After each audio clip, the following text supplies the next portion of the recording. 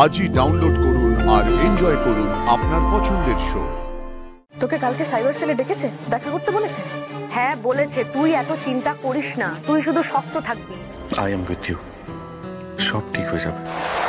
এত রাতে অফিসে ঋষির সাথে যে অনলাইন স্ক্যামিংটা হয়েছে সেই ব্যাপারেই কথা বলবেন নাকি আগের কোনো বিষয়? দেখুন স্যার, আমি যা জানি সব কিন্তু অলরেডি আপনাদের সিনিয়র জিৎ বাসুকে বলে দিয়েছি। পরিস্থিতি আরো জটিল হয়ে গেছে ম্যাডাম, তাই আগে কে কি বয়ান দিয়েছে শুধু সেটার উপরে নির্ভর করা যাচ্ছে না। যারা স্ক্যামটা করেছে তাদের কোনো ডিজিটাল ফুটপ্রিন্ট পাওয়া যায়নি বলেই আমরা সন্দেহ করছি যে ঋষিবাবুদের ঘনিষ্ঠ কেউ এই গোটা ব্যাপারটার সাথে যুক্ত।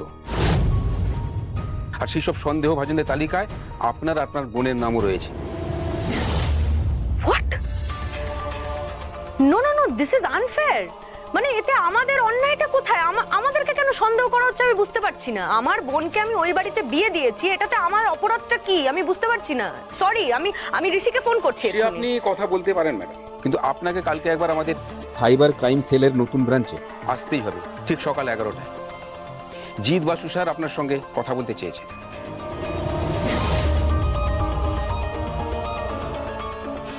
ওকে, চলুন। বুঝতে পারছিস ব্যাপারটা কোন দিকে এগোচ্ছে? দিদি, এই বাড়ির প্রত্যেককে তোকে আর আমাকে এই কেসটার সঙ্গে যুক্ত বলে দাগিয়ে দিচ্ছে, পুলিশ লেলিয়ে দিচ্ছে, সারাক্ষণ নজর রাখা হচ্ছে আমার উপর।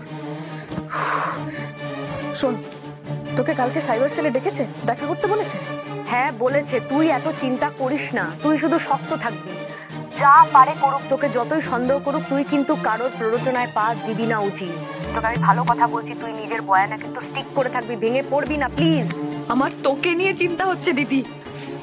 তুই এত টেনশন করিস না উচিত, আমি সবটা ম্যানেজ করে নেব।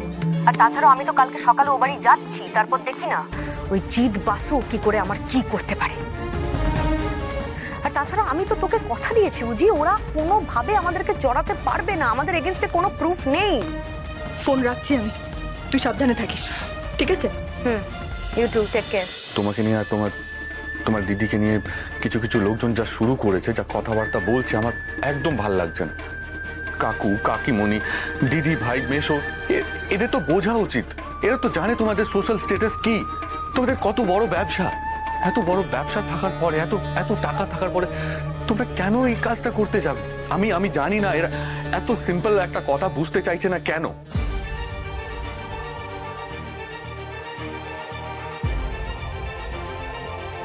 তুমি কারোর কথা প্লিজ গায়ে মেখো না জ্যোতি, আর দিদিকে নিয়ে এত চিন্তা করো না। আমার শালি বলে কথা, আমি তার কিছু হতে দেবো নাকি? কাল আমাকে একবার সাইবার সেলে যেতে হবে, আমার সঙ্গে মেশো যাবে। জিৎ বাসু ফোন করেছিলেন, উনি বললেন তোমার দিদিকেও ডাকা হয়েছে। ডোন্ট ওয়ারি জ্যোতি, আমি তোমার দিদির সাথে কোনো অন্যায় হতে দেব না।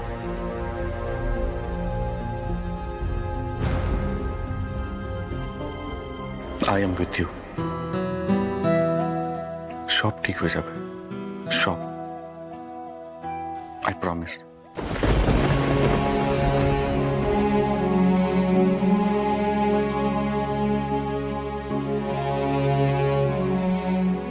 আপনি জানেন না ঋষি ব্যানার্জি, আমি আর দিদি করেছি এই কাজ। আমাদের বাবাকে মেরেছেন আপনি, তার ফল এটা। আপনার কৃতকর্মের ফল আপনার গোটা ফ্যামিলিকে ভুগতে হচ্ছে।